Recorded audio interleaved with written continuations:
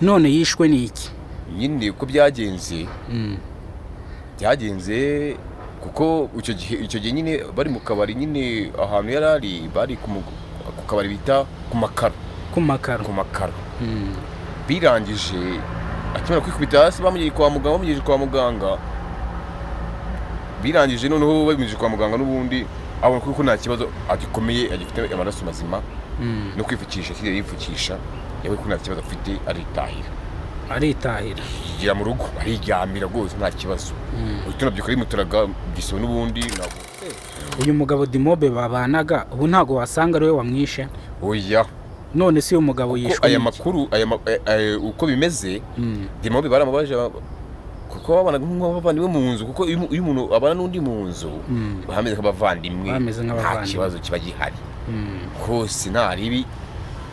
Kuko babaje Dimobe kuko na leta yaramubaje baramubaza ese byagenze gute amazi imbere y'uburiri bwiwe kandi amazi akashaka kuze karindwi amazi rwose nta kibazo. Kwa muganga bari baramutegetse ya kuko yakunda kunywa inzoga z'ibyuma nyine izuma zirimo gukora ibintu ari byiza kuko nubwo natwe tubinywa nandi ndi umwe wazo ariko nanjye ngeze kubona amazi hafi yanjye aho ngaho ku ruhande. Bivuze ngo umuntu wese unywa inzoga z'ibyuma agomba kuba afite amazi mu nzu kuko ayabuze yanda.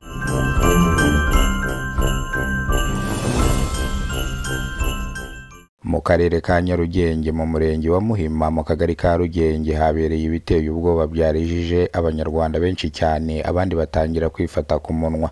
Umugabo Shabani yarangije kwitaba Imana ubwo yabanaga na Dimobe babana mu nzu imwe. Ubugenzacyaha RIB bwatangiye gukora iperereza kugira ngo bamenye nimba uyu Dimobe atishe Shabani.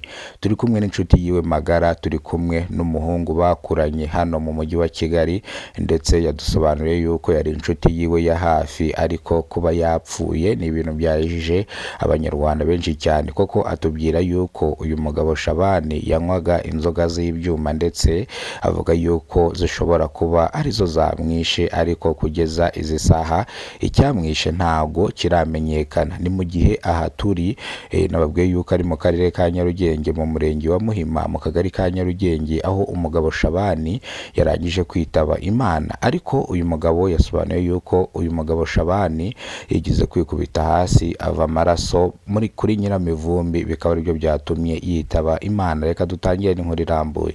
Uwo mugabo bita Shabani hacimo iminsi nk'icyumweru nta kibazo tubona, nta kibazo tubona kumenya nyine ni umuhungu wo muri quartier nyine warukira umusore w'umujene ukomeye cyane. None birangije haciyemo iminsi nk'icyumweru tugiye twumva ati umutipe yitaba Imana, yapfiriye mu nzu, bari kumuzanira amata n'ishyushyu baramuha. Birangije twumva byarangiye. None se uyu mugabo wavuze yuko yikubise hasi ari mu kabari, uri kumva ava amaraso menshi cyane. Barangije baramucyura bamujyana mu rugo aho yabanaga na Dimobe. None yishwe n'iki? Nyine uko byagenze kuko icyo gihe nyine bari mu kabari nyine ahantu yari ari bari ku kabari bita ku makaro birangije akimara kwikubita hasi bamugejeje kwa muganga birangije noneho babimugejeje kwa muganga n'ubundi abona ko nta kibazo agikomeye agifite amaraso mazima no kwifukisha kiriya yifukisha yawe ko nta kibazo afite aritahira yigira mu rugo ariryamira rwose nta kibazo. Uhita unabyuka rimuturaga gisoro n'ubundi ntabwo cyari gikaze cyane nyine n'amaraso nyine atari menshi cyane nyine ntabwo yari akabije. Yego, amaraso yavuye mu mutwe, yavuye mu mazuru, yavuye ni ku ruhande rw'umutwe mu bya hano gutya hafi ya Nyiramivumbi. Yego, hafi ya Nyiramivumbi yari cyane, ariko nyine akuru yageze mu rugo n'ubundi nta kibazo afite. Tujya mu kazi n'ubundi ko bisanzwe nyine nta kibazo. Noneho birangije tugiye kumva nyuma y'icyumweru, nyuma y'iminsi icyumweru tumva yitaba Imana nyine n'ibintu bisanzwe. Noneho abaturanyi nabo babana mu rugo baratubwira ati nyine umuvandimwe twamuzanye amata dusanga umuntu byabaye bamagara ambulance uwo munsi. Nyine turavuga ati nyine nuko nyine uyu muntu nyine byagenze uyu munsi. None se uyu mugabo Dimobe babanaga ubu ntago wasanga ari we wamwishe? Oya, none si uyu mugabo yishwe aya makuru uko bimeze Dimobe baramubaje kuko babanaga nk'abavandimwe mu nzu, kuko iyo umuntu abana n'undi mu nzu bahameze nk'abavandimwe nta kibazo kiba gihari hose nta ribi, kuko babaje Dimobe kuko na leta yaramubaje baramubaza ese byagenze gute uje munsi wa none ati ko byagenze nanjye nagiye kubona umuvandimwe mbona byarangiye pe, kuko nagiye no kumuzana n'inshyushyu n'amazi kuko yaranaga akabido k'amazi imbere y'uburiri bwiwe, kandi amazi akashaka kuze karindwi amazi rwose nta kibazo. Kwa muganga bari baramutegetse kuko yakunda kunywa inzoga z'ibyuma nyine izuma zirimo gukora ibintu bitari byiza, kuko nubwo natwe tubinywa nanjye ndi umwe wazo, ariko nanjye ngeze kubona amazi hafi yanjye aho ngaho ku ruhande. Bivuze ngo umuntu wese unywa inzoga z'ibyuma agomba kuba afite amazi mu nzu, kuko ayabuze yanapfa. Noneho inzoga z'ibyuma zituma umuntu agira icyaka. Yego niko bimeze kabisa, utafite amazi ibyuma wabinyweye ni ikibazo uhita witema Imana. None se uyu mugabo se yishwe buriya n'ibyuma? Ndabona ubugenzacyaha RIB hano buri gukora iperereza, ngira ngo n'abari kureba kuri kamera za Kidasamura TV Rwanda impande yacu gatonya, ubugenzacyaha RIB buri gukora iperereza kugira ngo bamenye nimba uyu Dimobe babanaga ari we wamwishe, cyangwa bamenye yuko uyu mugabo yishwe n'inzoga yanywaga. Kugeza izi saha umurambo wiwe bagiye kuwupima kugira ngo barebe icyo yaba yazize cyangwa barebe icyaba yamwisha. Rero ndi kumwe n'abaturage benshi cyane batandukanye twagiye tuganira kenshi bavuga yuko uyu mugabo yari inyangamugayo, ndetse ikindi yakoraga akazi nk'uko bisanzwe, ariko no munsi habayeho inkuru itari nziza cyane, abyuka yitabye Imana. Uyu mugabo yakoraga iki mu buzima busanzwe? Uyu mugabo ikintu yakoraga mu mahoteli. Yakoraga mu mahoteli ibintu bijyanye no guteka. Yize hoteli mu mahoteli ni ibintu yakoraga, kuko yagendaga mu gitondo agataha ku mugoroba yiviriye mu kazi, n'ubundi akongera agahitira mu icupa kinywa icupa. Mwari inshuti? Turi inshuti nanjye twabanaga muri karitsiye. Mwari mumeze nk'abavandimwe? Nanjye icyuma nanjye nkakimwe. Nubwo mwasangiraga inzoga? Twasangiraga agacupa kabisa nta kibazo, yameze nk'umuvandimwe. Yari nk'umuvandimwe kuri wowe? Yego yari mukuru wanjye, ko nanjye ndi muto kuri we. Ese bamwita gute? Yari afite imyaka ingahe? Bamwita Shabani, yari afite nk'imyaka ugereranyije nka 30.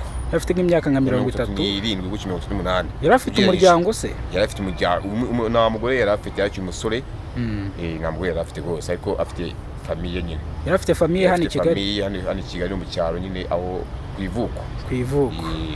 So hari akantu kamwe rero nshaka kugusaba cyangwa nshaka kukubaza kamwe dusoza ikiganiro, cy'akantu nshaka kukwibariza. Ndashaka kukwibariza ku buzima bwite bw'uyu mugabo witabye Imana, ariko ntibize kukugora nk'inshuti yawe cyangwa ngo ube wagira intimba. Wihangane, abanyamakuru niko tumeze, dukunda kubaza akantu n'akandi, no kugira ngo abantu badukurikiranye bazajye bamenyera amakuru ku gihe, cyangwa bamenye yuko ibintu turi gukora biba ari ibyanyabyo kandi biba biri gukorwa mu mucyo, cyangwa nyine bisobanuye ko nyine biba biri guca ku mucyo. Kandi ahangaha yicano yacu icaye ibintu byinshi bitandukanye, amakuru atandukanye. Niyo mpamvu mbashaka kukubaza ibintu nk'ibi ngibi by'ubwenge, kugira ngo abadukurikirana bajye bamenya amakuru imva n'imvano. Uyu mugabo yatangiranye kubana aba bantu babanaga ari babiri mu nzu imwe, bameze nk'abavandimwe nabo, bakodeshanyaga inzu. Nukodesha bose. None se iyi nzu turi kubona ahangaha niho babaga? Niho babaga hano ku Kinamba. Hano ku Kinamba? Yego. Niho babaga kabisa, bameze nk'abavandimwe bose nta mutima. None se ubugenzacyaha RIB bwavuze iki? Ubugenzacyaha RIB nyine bwavuze ko nyine ngo babanaga mu nzu nta kibazo, babanaga bameze nk'abavandimwe nta kibazo pe. Urimo kuva nyine umutipe wabanaga n'ubusi yamwishe, urimo kumva nyine uko byagenze, yagiye kumugura inshyushyu agira gute, ubwo nyine birangira nyine umuvandimwe apfuye, nawe ahamagara nawe ubuyobozi buraza nabo burareba. Iyi ni incamake y'amakuru. Nimba rwo bwa mbere ugeze kuno muyoboro wa Kidasamura TV Rwanda, kora subscribe, ufungura inzogera kugira ngo uzajye ubasha kubona amakuru mu gihugu cy'u Rwanda. Duherereye mu karere ka Nyarugenge mu murenge wa Muhima mu kagari ka Rugenge, ahabereye ibiteye ubwoba byarijije abanyarwanda benshi cyane. Ngira ngo nk'uko mwabyumvise, uyu mugabo asobanura yuko uyu Dimobe ndetse yabanaga yabanaga n'uno musore witabye Imana, ariko kugeza izi saha Dimob yarangije gutabwa muri yombi n'ishami ry'ubugenzacyaha RIB mu gihe hataramenyekana icyishe nyakwigendera uri mu kigero cy'imyaka 29 y'amavuko. Ni umugabo wibanaga hano mu mujyi wa Kigali ariko afite famiye mu cyaro, bivuze ngo yaraje gushakishiriza ubuzima hano mu mujyi wa Kigali, akaba yakoraga hariya mu mujyi akora muri hoteli, bivuze ngo yize ibintu bya hoteleri nk'uko umuvandimwe yabidusobanuriye. Ariko ibyabaye byajije abanyarwanda benshi cyane, ndetse hari akantu n'umugabo yatubwiye ngo mu cyumweru gishije uyu mugabo yigize kwikubita hasi ava amaraso impande ya Nyiramivumbi, ambirasi ako kanya iraza imujyana kwa muganga. Rero baza kumusezerera baravuga ati subira mu buzima nk'uko bisanzwe, ntago wigize ukomereka cyane.